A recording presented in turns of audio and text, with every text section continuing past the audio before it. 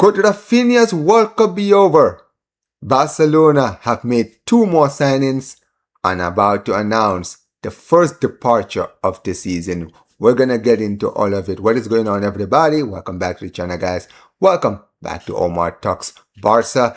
And ladies and gentlemen, on this day of the Barcelona news, ladies and gentlemen, we're going to get into the latest coming out everywhere, guys. I know it's a World Cup year, guys, but the news doesn't stop, guys. So make sure you guys smash the like button, subscribe to the channel, turn on notifications, and listen, guys, get in the comments, guys, and let me know about every single one of the latest news that's been coming out, guys, and your personal thoughts of every single one of the news I'm gonna be covering today, guys. And listen, before we get into anything else, guys, let's talk about what we saw, guys, in the last 24 hours. Obviously, the main thing, guys, we're going to start with is something that actually happened yesterday, guys, during the World Cup. You guys can see Brazil yesterday, they did play against Haiti and they did well, guys. They got all 3 points this time around, getting a very, very comfortable win against the Haitians. 3-0 goals by Martinez Cunha and Vinicius Jr. But on Barcelona's side, obviously, we had our guy Raphinha on the pitch, and unfortunately for Barcelona, he did come off early. He came off very, very early with an injury. There was really nothing, it was something that kind of came out of left wing. Nothing happened, guys. And, he was having a good game. He had a good chance in the game, but he ended up coming off early, and there was a lot of speculation on what could have been the reason, guys. Is he out with a permanent injury? There's been a lot of rumors. The Brazil Federation haven't come out and basically told us what the injury or the length of the injury or how serious it is, but there's been a lot of speculations. Many people have been saying that he might have suffered a hamstring injury and basically he could be out for possibly for a while. There hasn't really been a lot of confirmation still yet. They're still doing medical updates on him, so nothing has come out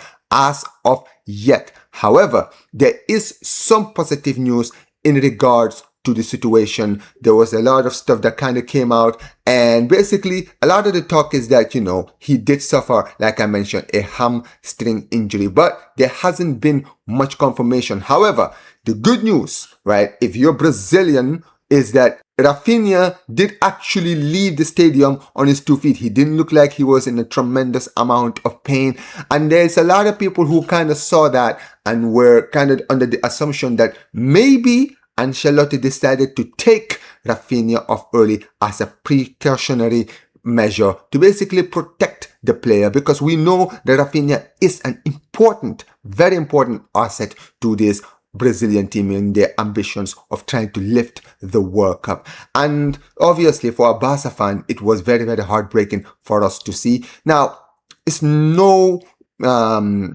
mistake, guys, right? Let's be honest here. Raphinha, he's had a very long season. This season, he's had a long season. He has been blighted with injuries throughout this season, guys. I think this is his 4th to 5th injury in basically club and country this season alone. So he's been very unlucky, which out here hoping, that the player is doing well, guys. I hope that his World Cup is not over, but we will definitely see, guys. We're gonna keep you guys updated on the news in regards to him, guys. But listen, let's get into some other news, because there is some good news, guys, coming out of Barcelona, guys, because I know, we did sign Anthony Gordon a few weeks ago. We did get that work done, but it's been relatively quiet, and Barcelona, guys, in this quiet time have actually made 2 new signings, and the good news is these are defensive signings. Not the defensive signings there may be some Barcelona fans were hoping to hear, but these are some good signings. First one we're gonna get into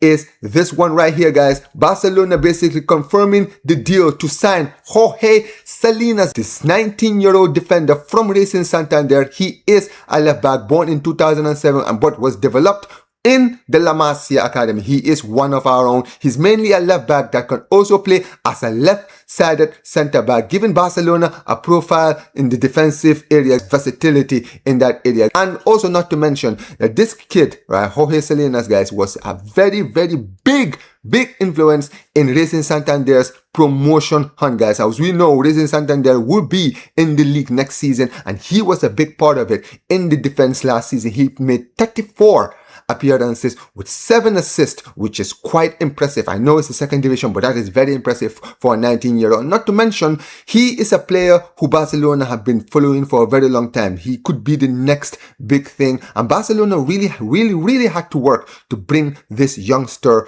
to the club, right? We had to fight off bids from Atletico Madrid, PSG, and Porto, and many clubs to bring this guy in. So with the rise that we've been seeing with some of the youngsters that have been coming out of Barcelona, guys, watch this space when it comes to Jorge Salinas. He might be the breakout star in the next season. There's another signing that we did also make. This, ladies and gentlemen, is the second signing. Barcelona completing the signing of the Ecuadorian youngster named Jose Caicedo from Quito, guys. He's 18 years old, right? He's an 18-year-old wingback, and it's actually a loan deal. It's a loan deal with an option to buy, to basically make it mandatory after one season. He will not be in the first team. He will be in the second team in the Barca Athletic. But watch this space. It's another player, guys, we've signed who could also be the next big thing. So watch this space when it comes to this youngster too. These are all a bunch of great signings that